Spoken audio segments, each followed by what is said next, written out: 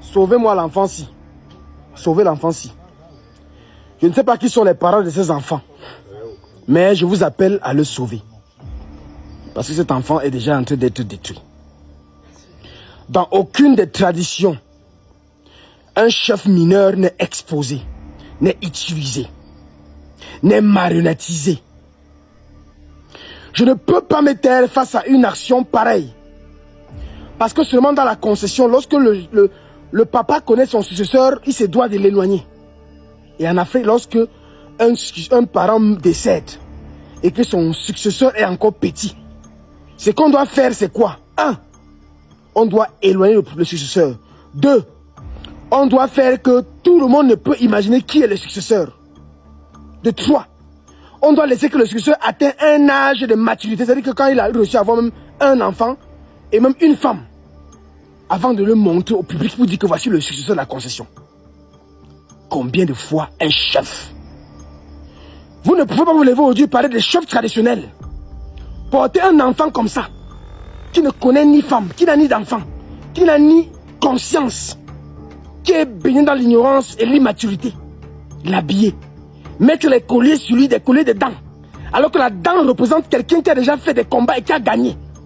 Mettre des chapeaux qui ne connaît pas la signification.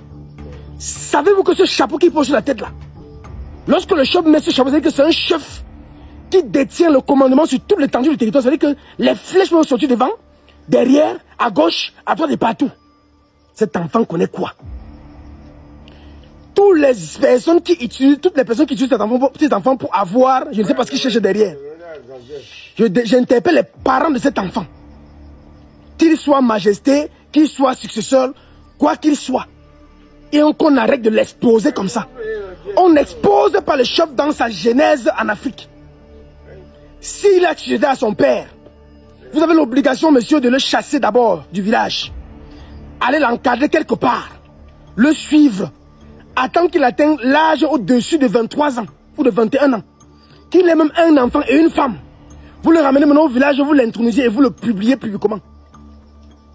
Vous avez détruit la vie de cet enfant. Pour réfléchir pourquoi est-ce que dans une condition, lorsque le père connaissait qui était son successeur, c'est même l'enfant-là qui détestait le plus. C'est même l'enfant-là qui faisait tout pour que les gens comprennent que cet enfant, parfois il dit même que tu suis parce que tu es mon enfant.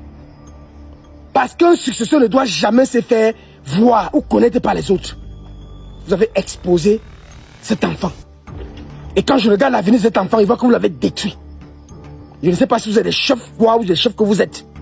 Mais j'en déduis que tous ceux qui exposent cet enfant et marchent avec lui, et le plus comme une majesté, vous avez détruit l'identité de cet enfant. Et j'interpelle dans les parents de cet enfant, ou sa famille, ou le village dans lequel cet enfant se trouve, c'est que c'est à Bouddha. Quelque part là-bas, c'est faut mettre un truc comme ça. Que ce village se lève et dénonce cette exposition, cette destruction à cet enfant. Et qu'on arrête de l'exposer. Si, je dis si parce que je ne veux pas entrer dans vos histoires de famille, de chefferie. S'il est clair qu'il est le successeur de chef, on doit le cacher. Et qu'on l'expose seulement quand il aura une femme, qu'il aura un enfant, au moins un enfant. Qu'on ne prenne pas un enfant comme ça qui ne sait rien du tout, et on l'expose. Parce qu'on cherche la mangeoire. Chef traditionnel, mais chef du village. Chef traditionnel connaît la tradition. La tradition africaine interdit de montrer un successeur quand il n'a pas atteint l'âge de la maturité. On ne fait pas asseoir un chef quand il n'a pas atteint l'âge de la maturité. Vous voulez me dire que vous avez intronisé l'enfant si?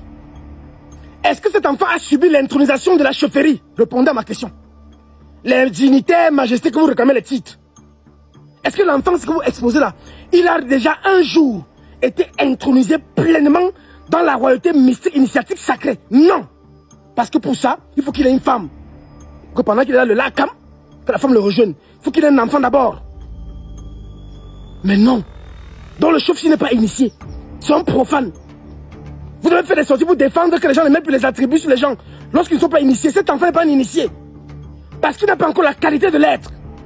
Comment pouvez-vous donc l'initier avec des attributs sur lui, des chapeaux non correspondantes? À l'heure où il est, je pense que l'Afrique se perd. Et je n'interpelle les chefs traditionnels, les véritables chefs traditionnels à se lever et dénoncer les affaires comme ça. Parce que la vie de cet enfant est détruite.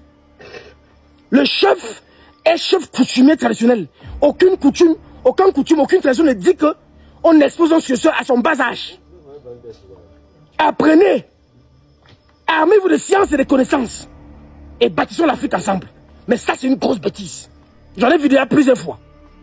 Et aujourd'hui, je me tiens de prendre la parole pour le dénoncer parce que vous avez débordé ce qu'on appelle les limites de la bêtise. Et on doit vous dire ceci. Cet enfant-ci, vu que vous l'avez déjà exposé, vous l'avez utilisé, vous l'avez marionnettisé, vous l'avez vampirisé d'une façon ou d'une autre, il doit d'abord, avant d'être caché, subir ce qu'on appelle un rituel de coupure de liens de désintoxication mystique. Et après ça maintenant, si c'est le succès, non, cachez-le. Faites-vous encore son visage aux gens quand il va atteindre la maturité. Et quand vous avez fini de l'initier. Parce qu'on n'initie pas un chef qui a moins de 20. On n'initie pas un petit enfant comme chef en Afrique. Ça n'existe pas. Et on n'est pas chef, on est chef d'une tradition, on est chef de quelque chose. On garde un patrimoine, une histoire, un héritage. Comment pouvez-vous vous représenter, c'est-à-dire réclamer un titre de chef traditionnel et vous prenez un enfant comme ça, vous exposez? Moi, mon cœur est meurtri. En tant qu'un parent, en tant que chef traditionnel, de voir de telles actions. C'est pour ça qu'il faut que le village Fometia se lève et dénonce cette marionnettisation qui est faite sur cet enfant. Et qu'on arrête de l'exposer et qu'on le protège, qu'on l'encadre. Je m'arrête là. Mais le message est passé. Je pense que ceux qui vont comprendre.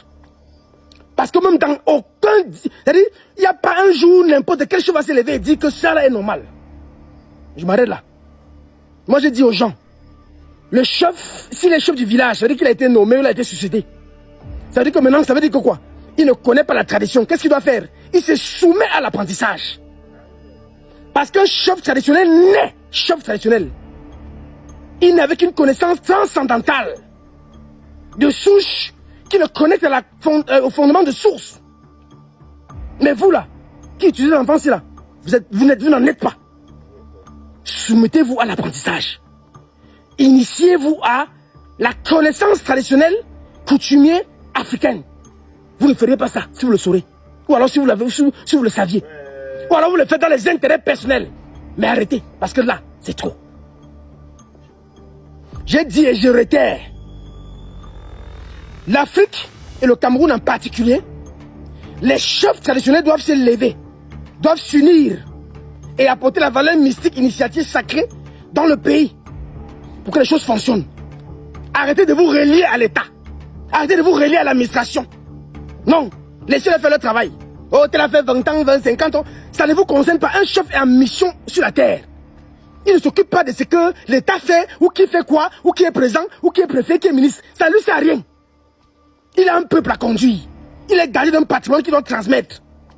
Qu'est-ce que vous transmettez quand vous suivez un enfant comme ça? Rien du tout. Rien du tout. Levez-vous et venez à Yaoundé. Venez le 9 août à Yaoundé. Et asseyez-vous.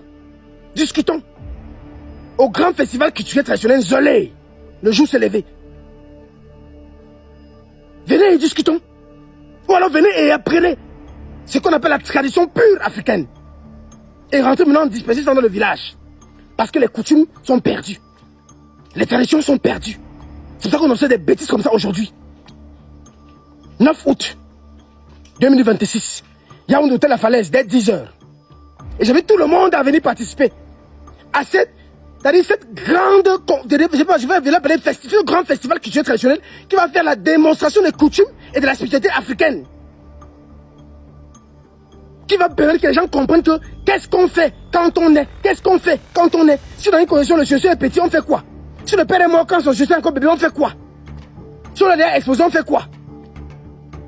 Ça sera la démonstration. Et tout le monde va voir. Ceux qui ne peuvent pas être, qui sont hors du pays, réservez pour la vidéo intégrale. Et que la lumière soit. Que les chefs traditionnels font leurs travaux. Faites vous êtes chefs traditionnels, faites la tradition. Et intéressez-vous sur la tradition. Parce qu'un chef traditionnel ne fait que tout ce qui part dans la tradition. Le reste ne vous concerne pas. Qui gère le pays, qui ne gère pas, qui est préfet, qui est ministre, qui est quoi. Ça ne vous sert à rien. Rentrez dans la coutume traditionnelle africaine. Rassemblez le village. Organisez des festivals d'apprentissage des langues. Transmettez des coutumes, des valeurs fondamentales. Apprenez la tradition aux enfants tout petits. Ne les détruisez pas comme ça. Sinon, l'Afrique et le Cameroun continuera à se perdre. C'est pour ça que je ne peux pas me taire face à une inertie pareille. Le Minendia, allume ton cerveau. À très bientôt. Merci beaucoup.